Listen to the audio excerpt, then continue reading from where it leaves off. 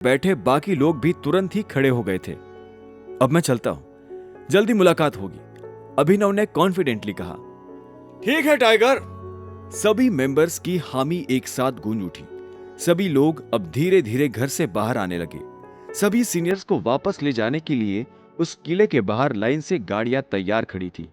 तो फिर मूवी देखने कब आ रहे हो टाइगर?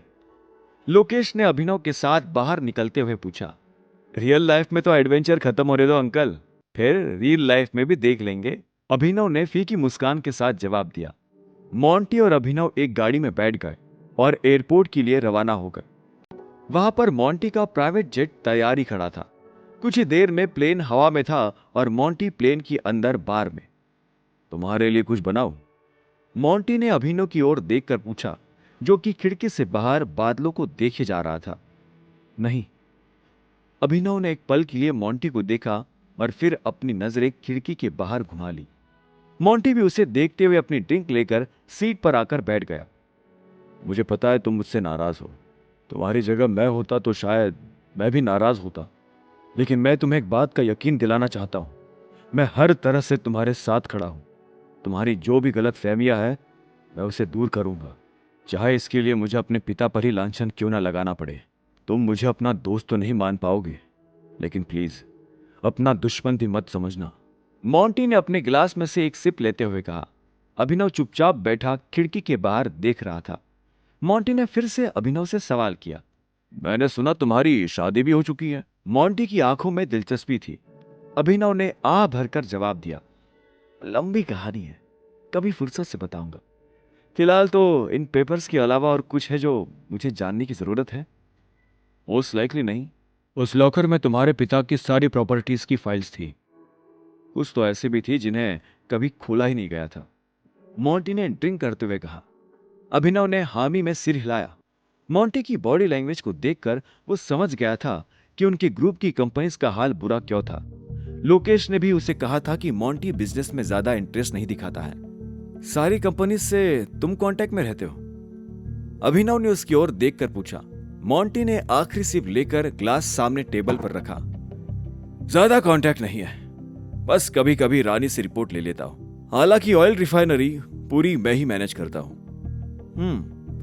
अभिनव ने कुछ सेकंड सोचा और फिर कहा, ठीक है, तुम ही उसे मैनेज करना और हर 3 महीने में मुझे डिटेल रिपोर्ट भेजते रहना। श्योर, थैंक्स, मोंटी ने स्माइल करते हुए कहा।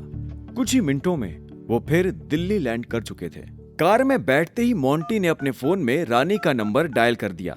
सिर्फ 1 सेकंड में ही रानी ने उसका कॉल उठा भी लिया था। गुड इवनिंग मोंटी सर, कहिए मैं आपके लिए क्या कर सकती हूँ? तुम्हें यह बताने के लिए फोन किया है कि मैं तुम्हें एक नंबर दे रहा हूँ। ये एक जरूरी आदमी का नंबर है, तुम इनसे बात कर लेना, मोंटी ने कहा। जी सर, पर क्या मैं जान सकती हूँ कि मेरी बात किससे होने वाली है? रानी खुश होकर चिल्लाने लगी। वो तुम्हें खुद ही पता चल जाएगा। तुम्हें उनका नंबर सेंड कर रहा हूँ, जितना जल्दी हो सके उतना जल्दी कांटेक्ट कर लेना, मोंटी ने एडवाइस दी। जी जी सर, आप सेंड कर दीजिए, मैं अभी उनसे कांटेक्ट कर लूंगी। Thank you so much. अच्छा हुआ तुमने उसे मेरा नाम नहीं बताया, बेचारी हार्ट अटैक से मर जाती। अभिनव ने मोंटी के फोन की ओर देखकर कहा। इसका पता नहीं, लेकिन तुम जिंदा हो ये जानकर मुझे जरूर खुशी हो रही है, और तुम्हारे वापस आ जाने से तो और भी ज्यादा, मोंटी ने ईमानदारी से कहा। अभिनव ने भी हामी में सिर हिलाते हुए कहा। तुम्हें तो पता ही होगा ना कि कंपनी में कोई जासूस बैठा है, इसलिए बी केयरफुल। किसी को पता नहीं लगना चाहिए मेरी असली आइडेंटिटी के बारे में, मोंटी ने स्माइल करते हुए जवाब दिया। डोंट वरी, जब तक मैं हूं तब तक कुछ नहीं होगा, मोंटी का वादा है। वैसे तुम्हारा नंबर तो दो, रानी को भी सेंड करना है।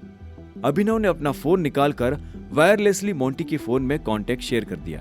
मोंटी ने वो कांटेक्ट रानी को तुरंत सेंड भी कर दिया, और सिर्फ 2 मिनट के अंदर ही अभिनव के फोन पर एक अननोन नंबर से फोन आ गया।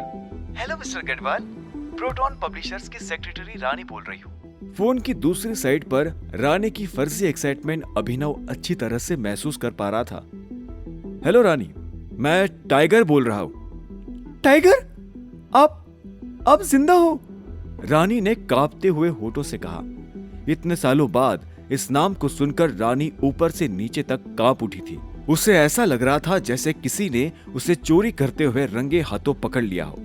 आगे की कहानी जानने के लिए देखें अगला एपिसोड सिर्फ पॉकेट एफएम के यूट्यूब चैनल पर, और द रिटर्न ऑफ टाइगर के सारे एपिसोड्स को सुनने के लिए डिस्क्रिप्शन में दी लिंक से डाउनलोड करें पॉकेट एफएम ऐप।